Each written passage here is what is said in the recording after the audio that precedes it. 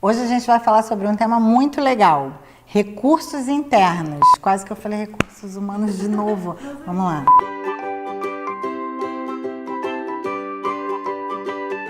No livro da psicopedagoga Luciana Brites e do Dr. Clay Brites, o livro é esse aqui, ó. Como saber do que o seu filho realmente precisa. 7 pilares para a educação, para que você tenha certeza que você está preparando seu filho para a vida. O livro é incrível, meu está todo rabiscadinho, marcadinho. E com certeza tem muitos temas que a gente vai conversar aqui sobre esse livro. Mas voltando ao assunto, ele menciona os recursos internos e descreve como recursos internos podem ser definidos como habilidades, conhecimento, interesses e experiências consolidadas de vida que dão para as pessoas energia e força. Eles são utilizados por nós para que nós possamos superar situações difíceis, evitar deslizes, superar conflitos e tomar decisões. O interessante a respeito desse tema é que muitas vezes a gente não pensa que esses recursos podem ser desenvolvidos. A gente pensa o seguinte: essa pessoa nasceu com um dom para solucionar problemas, essa pessoa já veio com o chip de saber reagir bem diante das circunstâncias. Ou quem lembra do programa que a gente falou aqui, tem resiliência, né? Pois bem, a partir da década de 90, houve uma maior ênfase e começou-se a discutir melhor esse assunto. E descobriu-se que nós podemos sim, o homem é capaz de desenvolver esses recursos internos de maneira que ele consiga atingir objetivos que antes não seriam considerados que ele seria capaz. Pois bem, papai e mamãe, o que isso tem a ver com a nossa realidade? Tudo! Nós podemos ajudar os nossos filhos a construírem esses recursos internos e se tornarem adultos mais saudáveis.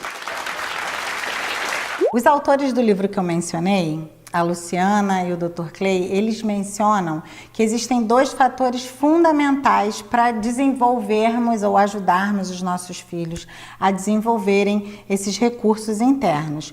Um é a maturidade da criança. A maturidade da criança é extremamente relevante. Por quê? Porque a gente precisa conhecer a fase que a criança está, entender as suas capacitações, limitações e dentro desse quadro ou desse momento a gente trazer as estimulações eficazes para que a gente atinja o nosso objetivo. Me dá um exemplo, Mamaline. Por exemplo, o pai exige que o filho organize de maneira impecável a bagunça que ele fez. Não, precisa saber que é importante ele entender que ele precisa se organizar, que ele precisa participar desse ambiente familiar, que ele pode contribuir de alguma maneira, mas existe uma restrição. Outro fator relevante na construção desses recursos internos é a interferência do cuidador, do pai e da mãe. Então, pai e mãe, às vezes a gente pensa assim: nosso filho não está prestando atenção, ou eu vou reagir assim.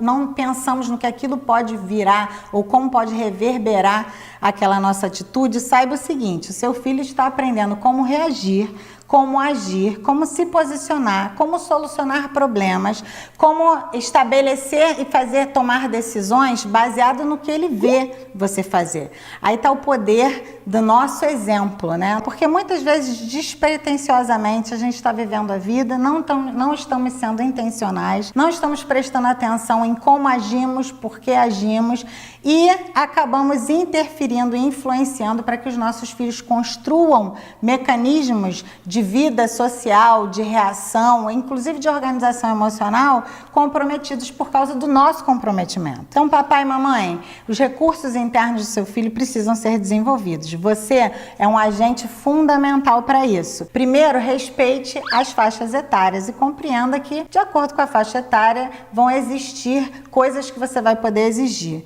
Mas, em segundo lugar, acima de tudo, preste atenção na sua maneira de agir. Você quer ter um filho generoso? Seja generoso. Você quer ter um filho educado? Seja educado. Você quer ter um filho que sabe lidar com frustração? Você precisa aprender a lidar com as frustrações. Porque a maior força da nossa paternidade e maternidade está no nosso exemplo. E nós podemos sim ajudar os nossos filhos, apesar das suas tendências naturais serem uma criança mais difícil, uma criança ser mais difícil que a outra, o que acontece, mas nós podemos ajudá-los a aprenderem a se organizar emocionalmente através do nosso exemplo e através do nosso ensino. Mamãe, Aline, mas eu tenho um filho que tem um temperamento muito difícil, ele é nervosinho. Você tem que ver, na hora que ele se sente pressionado, ele explode mesmo.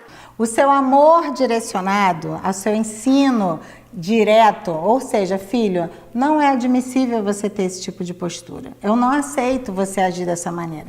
Eu espero que da próxima vez você age assim, assim, assim. Aí entra o seu exemplo, você vai poder falar, você já viu a mamãe fazer isso? Você já viu o papai responder dessa maneira? Só porque ele está nervoso?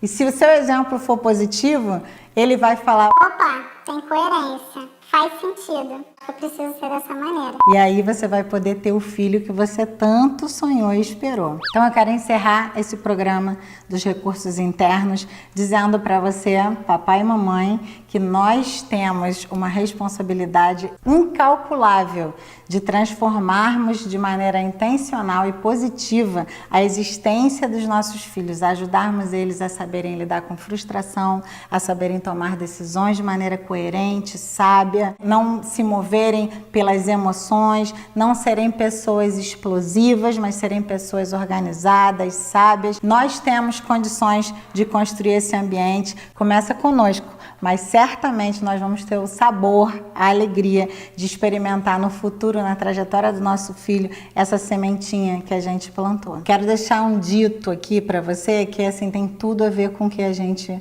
compartilhou aqui nesse vídeo, que a palavra convence, mas o exemplo arrasta. Gostou desse vídeo sobre recursos internos? Então comenta aqui o que você achou, se existem outras coisas que você gostaria que a gente conversasse aqui no programa, compartilha, bota no grupo da família, manda para todo mundo, dá um like, se inscreve e a gente espera ter muitos e muitos temas para a gente conversar daqui para frente.